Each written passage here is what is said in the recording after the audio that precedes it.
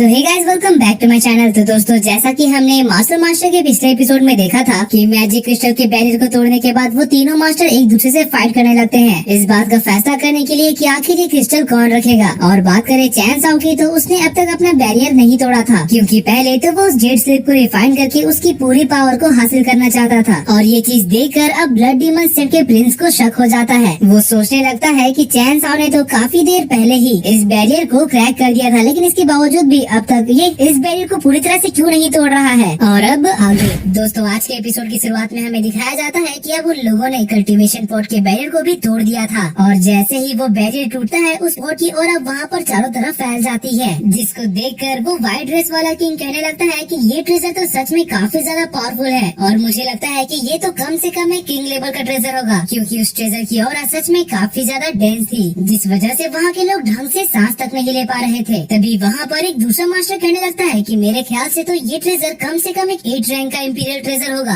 अब उसकी ये बात सुनकर वहाँ पर सभी लोग हैरान हो जाते हैं और अपनी लड़ाई रोककर उस ट्रेजर को देखने लगते हैं। तभी 7 डायनेस्टी के मास्टर बिना टाइम वेस्ट किए तुरंत उस कल्टीवेशन पॉट को लेने के लिए आगे बढ़ते हैं। अब ये चीज देखकर वो व्हाइट ड्रेस वाला किंग उनसे कहने लगता है कि कहीं आप कोई जल्दबाजी तो नहीं कर रहे हैं, क्योंकि इस ट्रेजर पर आपका नहीं बल्कि मेरा हक है, इसलिए बेहतर यही होगा कि आप पीछे हट जाओ और ये ट्रेजर चुपचाप मुझे लेने दो। और इतना कहते ही वो भी इस ट्रेजर को हथियाने के लिए आगे बढ़ता है। तो फिर वो तीसरा किंग भी उनके पीछे उस ट्रेजर को लेने के लिए चला जाता है, क्योंकि उस ट्रेजर के बैरियर को तोड़ने में उसने भी बराबर मेहनत किया था। लेकिन जैसे ही वो तीनों उस कल्टीवेशन पॉट को लेने के लिए उसके ऊपर मैजिक करते हैं, उन तीनों का मैजिक उन पर ही रिफ्लेक्ट हो जाता है और वहाँ पर एक एनर्जी का ब्लास्ट होता है, जिससे कि वो तीनों उड़कर दूर गिर जाते हैं, जिसे देखकर उन तीनों को समझ में आ गया था कि ये कल्टीवेशन पॉट खुद की प्रोटेक्शन के लिए अपने ऑरा से एक मैजिकल वॉल बना रखा है। इसीलिए अब वो तीनों डिसाइड करते हैं कि पहले वो इस मैजिकल वॉल को तोड़ेंगे और फिर वो तीनों एक साथ उसके ऊपर अटैक करना शुरू कर देते हैं। वहीं दूसरी तरफ हम देखते हैं कि ब्लड हैंड किंग, जी मोडिंग और विंग मास्टर अब एक दूसरे से फाइट करना छोड़कर उस मैजिकल क्रिस्टल को एक साथ रिफाइन करना शुरू कर देते हैं, क्योंकि उन तीनों को समझ में आ गया था कि इस मैजिकल क्रिस्टल के अंदर इतनी एनर्जी है कि वो तीनों इससे अपना काम चला सकते हैं। तभी दूसरी तरफ हमें दिखाया जाता है कि ब्लड डीमन सेट का वो सैनिक अपने प्रिंस से कह रहा होता है कि ये लोग तो अब एक दूसरे से लड़ना छोड़कर एक साथ मिलकर काम कर रहे हैं, तो हमें अब क्या करना चाहिए। जिसके जवाब में उनका प्रिंस कहता है कि आप कुछ सोचना नहीं है, सीधे जाओ और उनको जान से मार दो। जिसके बाद हमें दिखाया जाता है कि ब्लड डीमन सेट अब उन सभी के ऊपर हमला करना शुरू कर देता है। उनके सोल्जर्स भी इतने पावरफुल थे कि वो यहाँ पर 7 डायनेस्टी के किंग्स को बड़े ही आसानी से हरा रहे थे। और बात करें उनके प्रिंस की, तो वो सीधे आकर चैन साओ के ऊपर हमला करने के लिए एक पावर पंच का इस्तेमाल करता है, जिसको देखकर चैन साओ सोचने लगता है कि ये तो बहुत ही बचकाना अटैक है, और उससे बचने के लिए चैन साओ यहाँ पर एक नया टेक्निक इस्तेमाल करता है, जो कि उसने जेड स्ट्रिप में से सीखा था,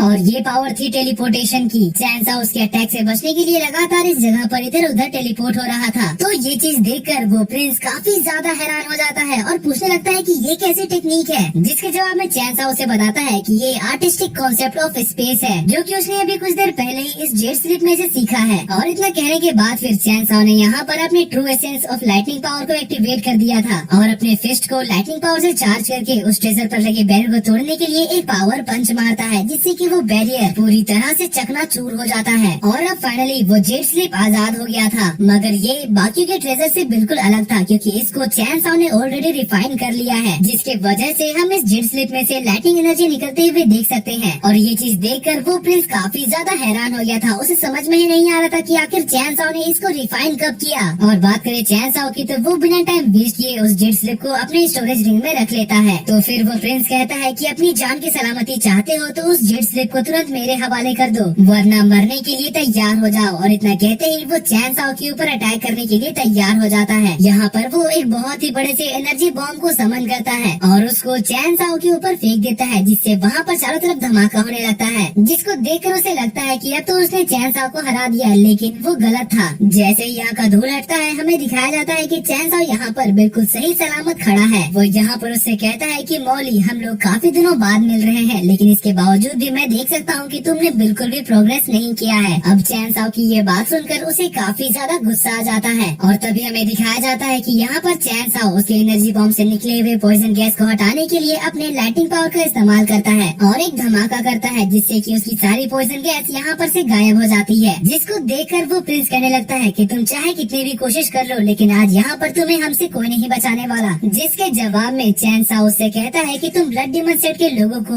बड़ी बड़ी बातें करना और चोरी चकारी करने के अलावा कुछ और नहीं आता। जिसके बाद फिर चैन साओ यू लैंग चैन से कहता है कि तुम्हें तो मैंने मरने के लिए छोड़ दिया था, तो फिर तुम अब तक कैसे जिंदा हो। अब यहाँ पर ब्लड डीमन सेट का नाम सुनकर 7 डायनेस्टी के किंग्स कहने लगते हैं कि ये कैसे हो सकता है, क्योंकि ब्लड डीमन सेट तो कई हजार साल पहले ही पूरी तरह से खत्म हो गया था। तभी वहाँ पर पीछे से यू लैंग चैन आता है और वो चैन साओ से कहता है कि उस दिन तो तुमने डाइवाई डायनेस्टी के मास्टर्स के साथ मिलकर मेरे और लैंग फैमिली के ज्वाइंट अलायंस को तुमने हरा दिया था, लेकिन आज मैं देखना चाहता हूँ कि तुम मुझे और ब्लड डीमन सेट को एक साथ कैसे हराते हो। और इतना कहते ही वो यहाँ पर फाइट के लिए तैयार हो जाता है। अब उसकी ये बात सुनकर चैन साओ सोचने लगता है कि ब्लड डीमन सेट इतने दिनों बाद यहाँ पर कैसे आ गया, क्योंकि मैंने तो उन्हें यूजियान में बहुत पहले ही सील कर दिया था। और कहीं ऐसा तो नहीं कि इन लोगों को अब इस जेड स्लीप की असली पावर के बारे में पता चल गया है। तभी वो प्रिंस चैन साओ के ऊपर अटैक करने के लिए अपनी डिमोनिक एनर्जी से एक आई ऑफ एगामोटो की फॉर्मेशन को क्रिएट करता है, जो कि एक तरह का बैरियर फॉर्मेशन था। ये बैरियर फॉर्मेशन एक तरह के ट्रेजर से बनाया गया था, जिसके अंदर कोई भी टेलीपोर्टेशन मैजिक काम नहीं करता है, जिसका मतलब कि हमारा चैन साओ भी अपनी नई टेक्निक के इस्तेमाल से भी यहाँ से नहीं निकल सकता है। जिसके बाद फिर वो प्रिंस सभी से कहता है कि हमने यहाँ पर ये जो बैरियर बनाया है वो तुम्हें यहाँ पर जिंदगी भर तक रख सकता है। अब ये चीज देखकर वहाँ पर सभी लोग काफी ज्यादा हैरान हो जाते हैं। तभी वो प्रिंस उनसे कहता है कि अगर तुम सभी सरेंडर करते हो और अपना सारा ट्रेजर हमारे हवाले कर देते हो तो हम तुम्हें यहाँ से जाने देंगे, वरना तुम सबको मार कर हमारा डीमन सेट तो वैसे भी सब कुछ हासिल करने ही वाला है। अब ये चीज सुनने के बाद 7 डायनेस्टी का मास्टर ऊपर हवा में उड़कर अपने मैजिक से उसके बैरियर को तोड़ने की कोशिश करता है, मगर उस बैरियर में तो एक भी खरोच नहीं आता, जिसको देखकर अब उन्हें भी समझ में आ गया था कि वो लोग इस बैरियर को नहीं तोड़ सकते हैं। वहीं दूसरी तरफ चैन साओ भी सोचने लगता है कि आखिर इसके पास इतना पावरफुल बैरियर आया कहाँ से। तो इस बात का पता लगाने के लिए चैन साओ इस हॉल को पूरा स्कैन करता है और उसे पता चलता है कि यहाँ के जो पिलर्स है उसमें भी बहुत ज्यादा मात्रा में मैजिकल ऑरा है, और क्योंकि प्रिंस ने अपने बैरियर को इन पिलर्स के साथ कनेक्ट कर दिया है, इसलिए अब इसको तोड़ना इतना ज्यादा मुश्किल हो रहा है। जिसके बाद फिर वो प्रिंस सभी से कहता है कि बोलो तुम सभी ने क्या सोचा, तुम हमारे साथ कोऑपरेट करके अपना ट्रेजर देना चाहते हो या फिर हमारे हाथों मरना चाहते हो। जिसके जवाब में 7 डायनेस्टी का मास्टर कहता है कि हम लोग कभी भी ब्लड डीमन के साथ हाथ नहीं मिलाने वाले हैं। तो उनकी ये बात सुनकर अब वो प्रिंस कहने लगता है कि अगर ऐसी बात है तो फिर इसका मतलब ये हुआ कि तुम लोग अब मरना चाहते हो, तो चलो अब मैं तुम्हारी ये ख्वाहिश पूरी कर ही देता हूँ। वो ये सब कुछ कह ही रहा था कि तभी हम देखते हैं कि वहाँ पीछे अंधेरे से कोई बंदा चैन साओ के ऊपर अटैक करता है, मगर चैन साओ उसके अटैक को बड़े ही आसानी से डॉज कर लेता है। फिर हमें दिखाया जाता है कि उस अंधेरे में से एक आदमी आगे बढ़ते हुए उस प्रिंस से कहता है कि तुमने अब तक काफी अच्छा काम किया, अब बाकी का काम तुम मुझ पर छोड़ दो। दोस्तों ये और कोई नहीं बल्कि ब्लड डीमन सेट का मास्टर है, और उसे देखते ही अब चैन साओ भी फाइट के लिए सीरियस हो गया था। ब्लड डीमन सेट के मास्टर का नाम मो लाओ है और ये सरपेंट मैजिक का इस्तेमाल करता है। वो आगे आकर अपने डिमोनिक ऑरा से एक बहुत बड़े से स्नेक को समन करता है, जिसके बाद उसके सभी साथी उसके पास जाकर खड़े हो जाते हैं और फाइट के लिए तैयार हो जाते हैं। और दोस्तों इसी के साथ आज का ये एपिसोड यहीं पर खत्म होता है।